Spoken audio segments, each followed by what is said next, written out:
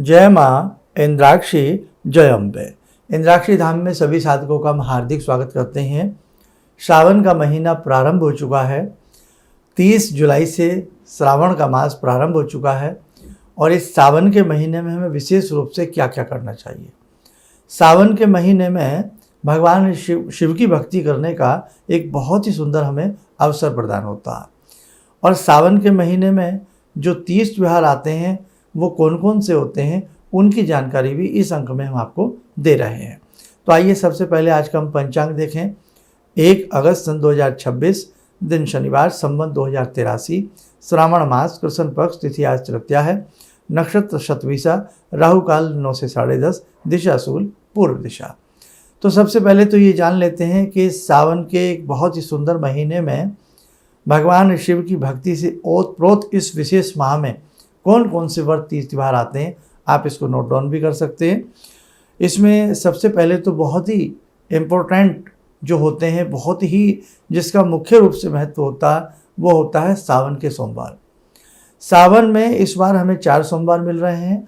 अब जैसे गुजरात साइड, हम महाराष्ट्र साइड बात करें, वहाँ थोड़ा सा 10-15 दिन का इधर के हिसाब से, दिल्ली यूपी के हिसाब से थोड़ा सा समय का, दिनों का फ़र्क रहता है, अंतर रहता है। तो वो उस हिसाब से अपने सावन के सोमवार को कैलकुलेट कर लें। बाकी यदि हम इधर के हिसाब से आपको बात करें तो हमें सावन के जो 4 सोमवार मिल रहे हैं, ये अपने आप में बहुत ही वास्तव में इम्पोर्टेंट होते हैं, बहुत ही अपने आप में मुख्य होते हैं।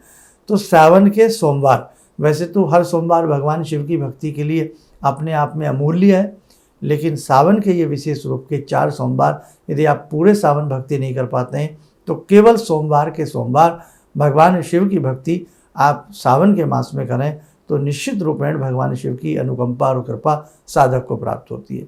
तो एक बात, सावन का सोमवार बहुत अहम भूमिका रखते हैं। उसी के बाद सावन में जो ये मंगलवार आता है, उस मंगलवार में सावन के महीने से मंगला गौरी का व्रत बहुत ही महत्वपूर्ण होता है। जो महिलाएं इसको रखती हैं, जैसे मंगलवार से ये प्रारंभ होता है, तो इसमें ये कहा जाता है कि पहला व्रत जो महिला रखती हैं, शादी के बाद का ये व्रत होता है। पहला व्रत पीहर में रखती हैं और उसके बाद के जो व्रत होते हैं वो ससुराल में जा कर के रखे जाते हैं। बाकी अपनी अपनी परंपराएं हैं। तो दूसरा ये बहुत अच्छा सा व्रत हुआ मंगला गौरी का, पहला व्रत सावन के सोमवार का हुआ। उसके बाद आता है अशून्य शयन व्रत, ये भी बहुत मुख्य भूमिका रखता है सावन में। उसके बाद सावन की तीज, राजस्थान के हिसाब से देखें या हम नॉर्थ और ईस्ट के हिसाब से देखें तो सावन की तीज में भी बड़ी धूमधाम होती है, जिसे हम कई रूपों में मनाते हैं। हरियाली तीज के रूप में उसे देखते हैं, सावन की तीज के रूप में हम उसे देखते हैं, कजली तीज के रूप में हम उसको देखते हैं। और इसी में नागपंचमी भी बहुत महत्वपूर्ण भूमिका रखती है सावन में। और नागपंचमी में जब विशेष पूजन होता है तो विशेष असर डालता है। ये कालसर्प दोष से जो पीड़ित जितने भी साधक होते हैं या जिनकी भी कुंडली में ऐसा योग होता है जातकों की, तो नागपंचमी में जब कालसर्प योग की पूजा की जाती है तो वास्तव में बहुत ही फलदायी होती है। नागपंचमी के बाद हम आगे बढ़ें तो इसी माह में, यानी कि सावन के ही महीने की जो पूर्णिमा होती है वो रक्षाबंधन के रूप में मनाई जाती है। बहुत ही, रक्षाबंधन एक प्रेम का बंधन है, एक प्रेम का तीज है, एक प्रेम का त्यौहार है। उसके साथ साथ फिर हम लास्ट में जब सावन में पहुंचते हैं, अंतिम चरणों में सावन के, तो श्रावणी पर्व जो आता है, स्वाध्याय जो पर्व आता है, वो भी अपनी एक मुख्य भूमिका रखते हैं। तो देखो, हमारे भारतीय सनातन धर्म में और ख़ास तौर से जो हमारे भारतीय मास जो होते हैं, महीने जो होते हैं, हर महीने में कहीं ना कहीं कुछ मुख्य 30 त्यौहार आते हैं। तो सावन में भी कितने सारे मुख्य 30 त्यौहार और ख़ास तौर से भगवान शिव की भक्ति करने का हमें अमूल्य अवसर प्राप्त होता है। सावन में ही कांवड़ यात्रा चलती है, आप जैसे कि हर वर्ष देखते ही देखते होंगे। करोड़ों श्रद्धालु जो हैं वो गंगा जी से जल ला करके महाकाल को, भगवान शिव को, उनका अभिषेक करते हैं, गंगा जल से उनको प्रसन्न करते हैं। कांवड़ लाना भी इतना आसान नहीं होता, बहुत रास्ते में चलना, लंबी यात्रा करना, भगवान शिव में अपने आप को खो देना, शिव में हो जाना और फिर भगवान शिव की अनन्य भक्ति करना, ये वास्तव में ये भी एक बहुत महत्वपूर्ण बात होती है। तो सावन में हम ख़ास तौर से एक तो सावन का सोमवार न छोड़ें। सावन के सोमवार में जितना भी हमसे बन पड़े उतना हम करने का प्रयास करें। जैसे कि 11 माला, 21 माला, 51 माला सावन के सोमवार हम करते रहें। सावन के सोमवार में आसपास कहीं भी मंदिर हो, शिवालय हो, वहाँ जावें, भगवान शिव को दूध दही पंचामृत आदि का स्नान करा करके, शुद्ध जल का स्नान करा करके पंचमुखी दीपक का उनको अर्पण करें, पंचमुखी दीपक का दीपदान करें। उसके उपरांत धूप दीप फल फूल आदि चढ़ा करके पंचोपचार या षोडशोपचार विधि से उनको प्रणाम करके, या तो वहीं बैठ करके या घर आकर के हम ये मालाएं करें। और यह ऐसी भी व्यवस्था हो सकती है कि सोमवार के सोमवार मंदिर जाकर के भगवान शिव की पूजन करते रहें, और घर में आप अपना टाइम बना लें, सुबह और शाम का 2 टाइम निकाल सकते हैं। जो व्यस्त रहने वाले साधक हैं, समय ज़्यादा नहीं मिल पाता, एक टाइम में उनको मिल पाता, तो उस एक टाइम में 11-21 माला जितनी आपसे भगवान शिव के मंत्र की बन सकें, 4 सोमवार तो जरूर कीजिएगा। पूरे सोमवार कर लें, पूरे सावन कर लें तो अत्यधिक उपयुक्त रहेगा। मंत्र ह्रीं नमः शिवाय ह्रीं बीज लगा करके पढ़ें या केवल नमः शिवाय पढ़ें। और बाकी आप अगर शिव जी के अपने हिसाब से कोई भी मंत्र, आप गुरु मंत्र या जो भी अपने हिसाब से किसी ने आपको बताया है उसको कर रहे हैं, उसको करिए। पूरे सावन में, जैसे कि आज तीज हो गई सावन की, तो पूरे सावन में यदि आप शिव पुराण पूरा पढ़ लें स्टेप बाय स्टेप, मतलब जैसे अध्याय के हिसाब से आप पढ़ लें। आपने जैसे आज से ही शुरू किया तो अब आप देख लें जितने दिन मेरे पास शेष बचे हैं, इन दिनों में मुझे पूरा शिव पुराण पढ़ना है। तो जो सावन में शिव पुराण की कथा को या शिव पुराण को पढ़ता है, सुनाता है, दोनों ही को हो बहुत भगवान शिव की कृपा प्राप्त होती है। दोनों को ही उसका अनन्य फल की प्राप्ति होती है, पढ़ने वाले को, सुनने वाले को भी और सुनाने वाले को भी, दोनों को। इसी के साथ साथ शिव तांडव स्तोत्र है। किसी भी एकांत मंदिर में जाकर के संध्या के समय भोलेकाल को धूप दीप दे करके शिव तांडव स्तोत्र जो भी साधक पढ़ता है उसकी कामनाएं पूर्ण होती हैं और नाना भांति के उसके जीवन में चल रहे संकट भय का विनाश होता है। और उसी के साथ साथ सावन में शिव मंत्र का लेखन बहुत महत्वपूर्ण माना जाता है। रुद्राक्ष की माला हो, रुद्राक्ष भगवान शिव की आँखों से जो आंसू गिरते हैं या गिरे थे, उन्हीं से रुद्राक्ष के वृक्षों की उत्पत्ति मानी जाती है। रुद्राक्ष, रुद्र की आंखों से जो आंसू गिरा उससे रुद्राक्ष वृक्ष की उत्पत्ति हुई। तो रुद्राक्ष की माला से सावन के माह में जप करना, रुद्राक्ष की माला धारण करना, रुद्राक्ष का धारण करना अत्यधिक महत्वपूर्ण माना जाता है। हालांकि हमने देखा है कि रुद्राक्ष के आसन भी बनने लगे हैं, लेकिन रुद्राक्ष के आसन पर बैठना नहीं चाहिए भाई। उस पर तो आप फिर पैर रखेंगे, बैठेंगे तो वो शुभ नहीं है।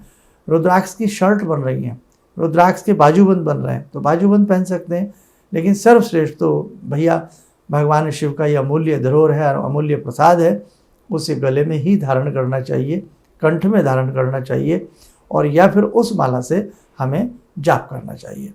और इस बार संस्थान में भी सावन के इस महीने में विशेष प्रकार से रुद्राक्षों की सिद्धि, रुद्राक्षों की प्राण प्रतिष्ठा, रुद्राक्षों को शोधन करके साधकों को दिया जाएगा।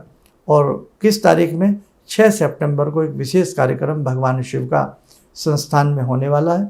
तो यदि आप भी उस कार्यक्रम में, उस विशेष भगवान शिव के रुद्राभिषेक में भाग लेना चाहते हैं तो आप अपना नाम नंबर लिखवा सकते हैं, और जो जो साधक इस विशेष अभिषेक में भाग लेंगे उन्हें वो पूजा पाठ किया हुआ एक विशेष रुद्राक्ष उनको दिया जाएगा, ताकि वो उसे कंठ में धारण कर सकें या अपने पूजा घर में रख सकें। सारी जानकारी आगामी अंकों में आपको हम देते रहेंगे, और ये रुद्राक्ष सभी के लिए निःशुल्क रहेगा। और दूसरी बात, पूरे सावन जो भगवान शिव को 3 बेलपत्र, क्योंकि आजकल अधिक बेलपत्र नहीं मिल पाते हैं, पूरे सावन 3 बेलपत्र, कम से कम 3, अधिक से अधिक 11, और 11 ही आँखें के पुष्प, जिसे हम मदार के पुष्प भी कहते हैं, अकोन के पुष्प भी कहते हैं। यदि सफ़ेद रंग का हमें ये मिल जाए, अकोन का पुष्प सफ़ेद रंग का, वाइट रंग का, तो अति उत्तम माना जाता। पूरे सावन 11 पुष्प जो भी साधक अकोन के चढ़ाता है, आँखें के चढ़ाता है, 11 बिल्व पत्र चढ़ाता है धूप दीप दे करके भगवान शिव को, और 11 ही बार त्रिपुंड काटता है, नाना भांति की समस्याएं दूर होती हैं और साधक के ऊपर भगवान शिव शंभु प्रसन्न होकर के मनोवांछित वर की उसको प्राप्ति कराते हैं। आप जब त्रिपुंड गाड़ें तो वही जो हम अक्सर बताते हैं, जब त्रिपुंड चंदन, सफ़ेद चंदन का त्रिपुंड लगाया करें शिव पिंडी को। जब हम त्रिपुंड लगा रहे हैं तो बोलें हर बार में, यदि आप 3 त्रिपुंड काट रहे हैं या 11 काट रहे हैं तो आप क्या बोलें, हे त्रिपुरारी पूर्ण करो कामना हमारी। तो कम से कम 3 त्रिपुंड तो प्रतिदिन हमें सावन के महीने में शिव पिंडी पर लगाने चाहिए। मंदिर दूर हो, नहीं जा पा रहे हैं तो आजकल करीब करीब सभी ने घर में शिवलिंग भी स्थापित किए हुए हैं घर में। अब शिवलिंग घर में कौन सा रखा जाता है, सबसे बढ़िया तो जो रहता है वो नर्मदेश्वर रहता है। तो आप अपने घर में नर्मदेश्वर जो शिवलिंग रखते हैं उस पर भी ये त्रिपुंड काट सकते हैं। लेकिन मंदिर में जो शिवलिंग होते हैं वो प्राण प्रतिष्ठित होते हैं, वहाँ एक अलग ही ऊर्जा का निवास होता है, वहाँ भगवान शिव का वास होता है। इसलिए मंदिर में जाकर के आप त्रिपुंड काटते हैं, वहीं बेलपत्र चढ़ाते हैं, धूप दीप अर्पण करते हैं, पूरे सावन आनंद ही आनंद आता है। और यदि ऐसा कोई मंदिर हो जिसके कई किलोमीटर तक कोई दूसरा शिवालय ना हो, ऐसे शिवालय में जाकर के तीनों या 108 बेलपत्र पर सफ़ेद चंदन का तिलक लगाकर एक माला नमः शिवाय की करके या हिरिम नमः शिवाय हिरिम की करके एक बेलपत्र चढ़ाया जाए, फिर एक माला एक बेलपत्र चढ़ाया जाए। ये रात्रि के समय भी प्रयोग किया जा सकता है। ये अमोघ से अमोघ फल देने वाला प्रयोग होता है। इसके लिए आप कभी अपने विशेष जो भी आपके निकट गुरुवर हों उनसे पूरी जानकारी ले लें, क्योंकि ये कार्यक्रम बहुत लंबा हो जाएगा हम बताएंगे तो। लेकिन सामान्य रूप में एक माला एक बेलपत्र, एक माला एक बेलपत्र, यदि आप ऐसा कोई कर सकता हो तो क्या बात है, सोने पे सुहागा। ज़िंदगी है ये, ज़िंदगी में अच्छा करने का मौका बहुत कम मिलता है, बुराइयाँ तो पग पग पे खड़ी रहती हैं। इसलिए अच्छे कर्म करने का, अच्छे कार्य करने का मौका वास्तव में भाग्य से मिलता है और कम मिलता है। इसलिए हमें वंचित नहीं रहना चाहिए, हमें उस मौके को भुना लेना चाहिए, कैश कर लेना चाहिए। जब भी अच्छा कार्य करने का मौका मिले सोचना नहीं चाहिए, उसे कर डालना चाहिए। तो अब जैसे कि सावन चल रहा है तो आपसे जो भी बन पड़े उतना आप करने का प्रयास करें। और यदि एक बेलपत्र भी आपको मिल जाए तो चढ़ाएं। और बेलपत्र के बारे में ये भी कहा गया है, यदि चढ़ा हुआ भी बेलपत्र हो तो उसे पुनः जल से धो करके पुनः हम शिव पिंडी पर चढ़ा सकते हैं, कोई दोष नहीं, कोई पाप नहीं। क्योंकि कई बार कुछ साधकों को बेलपत्र मिल जाते हैं, कुछ साधक मन में सोचते रहते हैं, मिल नहीं पाते हैं, तो चढ़ा हुआ बेलपत्र भी पुनः धो करके चढ़ाया जा सकता है, कोई उसमें दोष नहीं है, कोई पाप नहीं है। 3 बेलपत्र तो एक साधक को चढ़ाने ही चाहिए कम से कम, नहीं तो 11 बेलपत्र या 12 बेलपत्र, द्वादश शिवलिंग के रूप में 12 बेलपत्र चढ़ाना, त्रिपुंड काटना, हिरिम नमः शिवाय की माला करना अति उत्तम रहता। और पूरे सावन शिव पुराण का पाठ करना अति उत्तम रहता। बाकी आगे आगे अंकों में हम आपको बताते रहेंगे। अब रुद्रा अभिषेक भी सावन में घर में कराना, नमक चमक विधि से कराना, ये भी अत्यधिक शुभ माना जाता। उसी के साथ साथ सावन में नाना भांति से जो रुद्री पूजन होते हैं उसमें जैसे तेल के द्रव्य से रुद्री कराना, शत्रु का विनाश होता है, कामनाओं की सिद्धि होती है, कोर्ट कचहरी में विजय प्राप्त होती है। मक्खन से कराना, शहद से कराना, गन्ने के जूस से, गन्ने के रस से कराना, मौसमी के रस से कराना, मौसमी फलों के रस से कराना, गाय के दुग्ध से करना और जल से करना, सबका अपना अपना अलग अलग महत्व बताया गया है। तो आपको जैसे आपके गुरुजन कहें, जैसे आपके मन में भाव आवे तो करना चाहिए, नहीं तो सर्व सुलभ एक जल का लोटा तो सबको मुहैया हो ही जाता। भोलेनाथ ही हैं जो मात्र एक जल के लोटे से प्रसन्न हो जाते हैं, समझे आप। कुछ भी ना हो, पूरे सावन एक लोटा जल शिव पिंडी पर अर्पण कर दीजिए, मन ही मन नमः शिवाय बोलते रहिएगा और बेलपत्र 3 चढ़ा दीजिएगा, 3 ही त्रिपुंड काट दीजिएगा, धूप दीप कर दीजिएगा, बहुत अच्छा रहता है। और चलते चलते एक बात और कहें, जहाँ से जल निकलता है, जलहरी जो होती है, या यूँ कहें जब जलहरी से जल निकलता है तो जो नाली की तरफ जल बढ़ता है उस तरफ जाता है बाहर निकलने के लिए, उसको कभी पार नहीं करना चाहिए, लांघना नहीं चाहिए। वो भगवान शिव पे चढ़ा हुआ जल है, तो इसीलिए भगवान जहाँ भी शिव पिंडी होती है उसकी अर्ध परिक्रमा की जाती है, आधी परिक्रमा की जाती है, पूरी गोल परिक्रमा नहीं की जाती। आप लोग ये बात ध्यान रखना, ठीक है। और अक्सर जो शिव मंदिर या शिव जी की स्थापना, शिव पिंडी की स्थापना कराने का जिनका मन होता है तो हमेशा उत्तर की तरफ उनकी जलहरी होनी चाहिए, इस बात का आप ध्यान रखें। उत्तर की तरफ भगवान शिव के ही निवास स्थान है, कैलाश आदि हैं, बहुत सारी बातें हैं जो भगवान शिव से जुड़ी हुई हैं। शिव इस पूरे सावन माह में रुद्राक्ष आपके पास कोई भी हो, नहीं तो गौरी शंकर रुद्राक्ष पहनना, शिव परिवार रुद्राक्ष पहनना, 14 मुखी रुद्राक्ष पहनना, 11 रुद्रों के हिसाब से 11 मुखी पहनना, भगवती की संयोगता शक्ति उसमें समाहित के लिए 9 मुखी के रुद्राक्ष पहनना भी अति उत्तम कहलाता है। आगामी अंकों में सावन की बारीकियां और बहुत सारी चीज़ें आपके संग हम दोहराते रहेंगे। आइए समय चला ध्यान साधना का जुड़ते हैं आज की ध्यान साधना में भगवान शिव शंकर से। ओम आत्मा त्वं गिरिजामति सहचरा प्राणा शरीरं गृहं पूजा ते विषयोपभोग रचना निद्रा समाधिस्थिते संचारा पदयो प्रदक्षिण विदेः श्रोत्राणि सर्वागिरो यद्यात् कर्म करोमि तद्दखिलं शम्भोस्तवाराधनम् चन्द्रोद्भासितशेखरे स्मर हरे गंगाधरे शंकरे सर्पे भूषितकण्ठकर्णविवरे नेत्रोत्तवे स्वानरे दन्ते त्वकृतसुन्दरां वरदरे त्रैलोक्यसारे हरे मोक्षार्तिं कुरु चित्तवृत्त्यमचलं मन्येस्तु किं कर्म वे वन्दे देव उमापतिं सुरगुरुं वन्दे जगत्कारणं वन्दे पन्नगभूषणं मृगधरं वन्दे पशूनां पतिं वन्दे सूर्यशशाङ्कवह्निनयनां वन्दे मुकुन्दप्रियं वन्दे भक्तजनश्रयं च वरदां वन्दे शिवं शङ्करम् ॐ कर्पूरगौरं करुणावतारं संसारसारं भुजगेन्द्रहारं सदा वसन्तं हृदयारविन्दे भवं भवानी सहितं नमामि भवं भवानी सहितं नमामि। कवच बना लें, ध्यान करें, सदाशिव शंभू का शुभ आशीष हम सबके ऊपर बरस रहा है।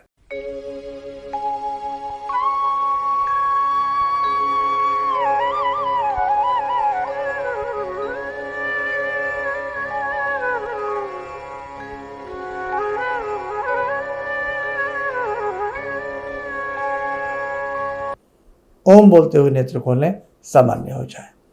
देखो साधकों, हमने बता ही दिया 6 सितंबर का विशेष प्रकार का रुद्र पूजन है। जो भी इस रुद्र पूजन में भाग लेना चाहता है उसके लिए अपने नाम नंबर आप लोग लिखवा दीजिएगा। अपनी फ्लाइट्स, ट्रेन्स जो भी बुक करानी है वो आप लोग करा सकते हैं। और इसमें बहुत ही सुंदर भगवान शिव की कृपा से आपको प्रसाद रूप में रुद्राक्ष आपकी फैमिली को, परिवार को दिया जाएगा। और वो रुद्राक्ष बहुत ही आपके अलौकिक रूप से कार्य करेगा। वो सारी चर्चाएं आगामी अंकों में रहेंगी। चलिएगा, आप सब लोग स्वस्थ रहें, सुखी रहें। इन्हीं शुभकामनाओं के साथ हम अपनी वाणी को विराम देते हैं। जय जय अम्बे। किसी भी समस्या के समाधान के लिए मिले प्रसिद्ध हस्तरेखा एवं वास्तु विशेषज्ञ प्रोफेसर धर्मेंद्र शर्मा जी से। नोट: शिविर में भाग लेने हेतु एवं व्यक्तिगत रूप से मिलने के लिए कॉल करने का समय सुबह 10 बजे से शाम 6 बजे तक। हमारे विभिन्न ज्ञानवर्धक कार्यक्रम देखने के लिए आप हमें अभी सब्सक्राइब करें, बेल आइकन को प्रेस करें ताकि आप देख सकें हमारा कार्यक्रम सबसे पहले। और अधिक जानकारी के लिए फेसबुक पेज को लाइक करना न भूलें।